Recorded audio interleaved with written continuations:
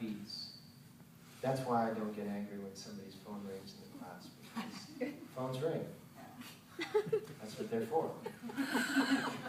So, whoa. Like being angry when a dog barks. Dogs bark. One time somebody was, this is going tangential. One time I was Yogi Bhajan's chauffeur, right? And we go to his lady's house, and the dog just keeps sniffing Yogi Bhajan and backing up and kind of going sniffing you. And the owner of the house said, I'm so sorry, sir. I'm so sorry. I don't know why she's doing it. And Yogi Bhajan looked at her and said, because she's a dog. It was so meaningful. And it was like the dog looked over and finally somebody understands, you know. Every time your heart beats, 60 to 70 times a minute, every time your heart beats, it reaches opposition. Correct? If it doesn't meet opposition, you're in trouble. You got a leak. Right?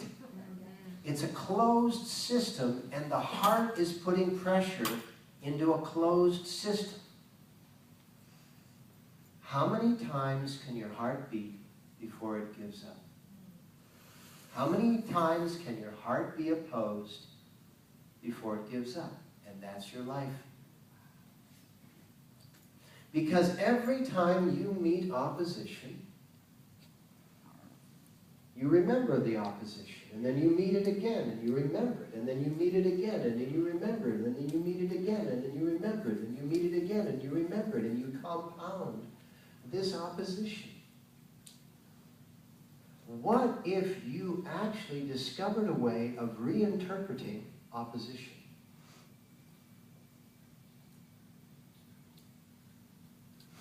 When somebody gives you a huge hug, can you move? No, you're trapped, aren't you? How are you going to interpret being trapped in that moment? As being adored or being controlled?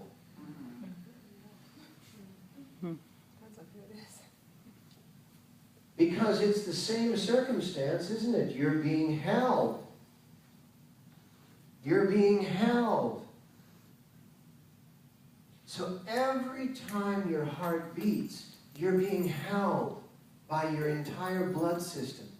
Do you know that the capillaries, which are the arteries and veins that are so microscopically tiny that they only allow one cell of blood through in a single file?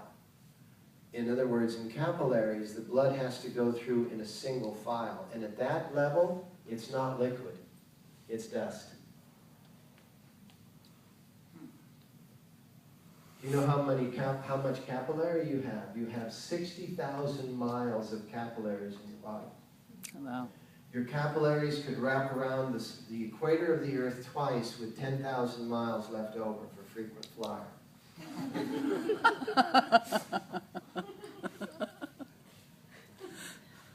Your capillaries, every beat of your heart, are such a hug.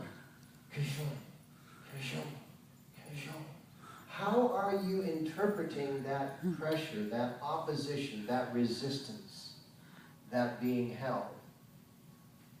You compound that memory, you compound that memory, you compound that memory, and the difference is when you determine that that is opposition, that's gravity.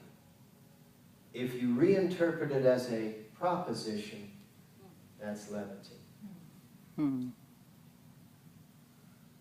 Energy flows where? Your attention goes. And attention is the same as awareness. So energy flows where your awareness goes. Where are you installing your awareness? You actually are pretty much controlled.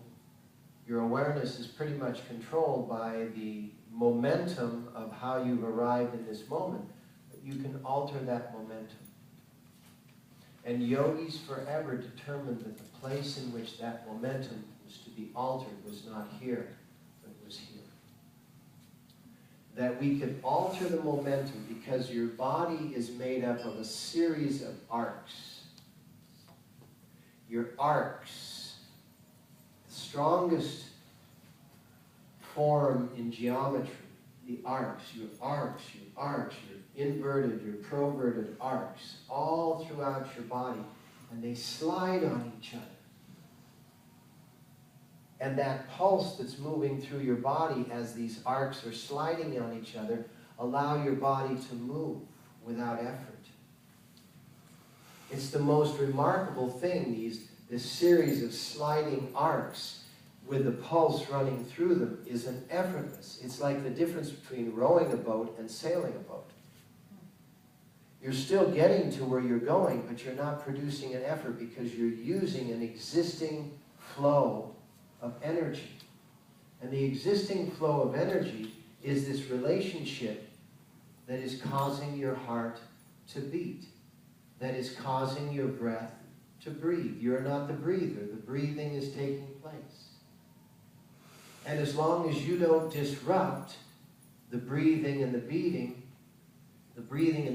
can go on for a very, very, very long time. So how do you get yourself to be in that state of ease, which is your natural state? How do you get yourself to be in that state of joy, which is your natural state? How do you get yourself to be in that state of knowing, which is your natural state? And through that ease, joy, and knowing, you achieve that liberation, which is your natural state. So you're liberated before you're deposited in the body, and you're liberated when you leave the body. How can you maintain that liberation while you're in the body? And that's the purpose of yoga. The purpose of yoga is to maintain that liberation, and that liberation is a physical fact. It's that pulse and that beat flowing through that series of arcs which are just sliding on each other. And what happens to these arcs as they are sliding on each other is that gravity begins to form what would be called perhaps divots, right? Dents. And when you slide, how many of you have ever, been rolling your neck and you run into a spot, right? And then you have to kind of go over that spot and continue rolling around, right? And then if you roll enough, the spot goes away.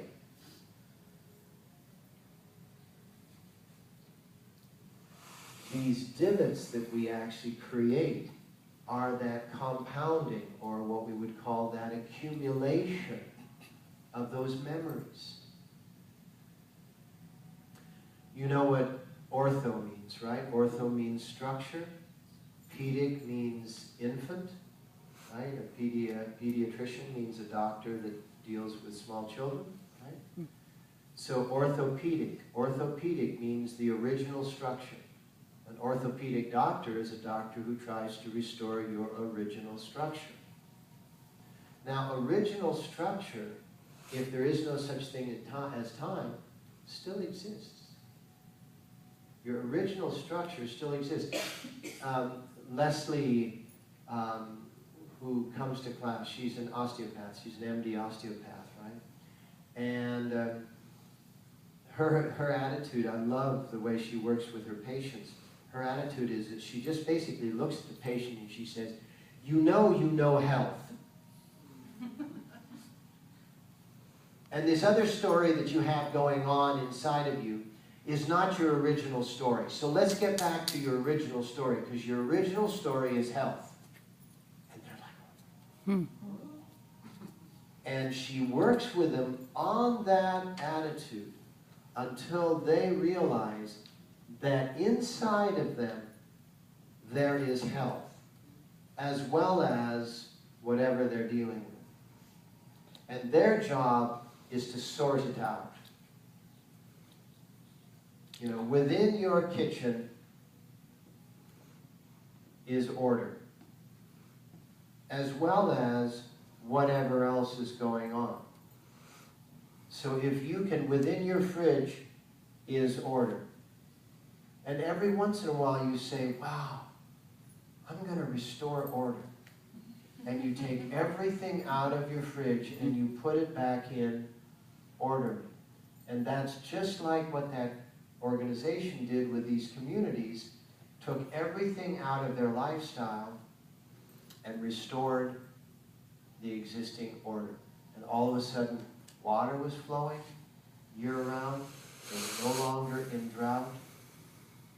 As a matter of fact, this one community had completely decimated the hillsides, so they went down into the marshlands. And the marshlands are what gave them the water for their hydroelectric plant, because they were needing electricity.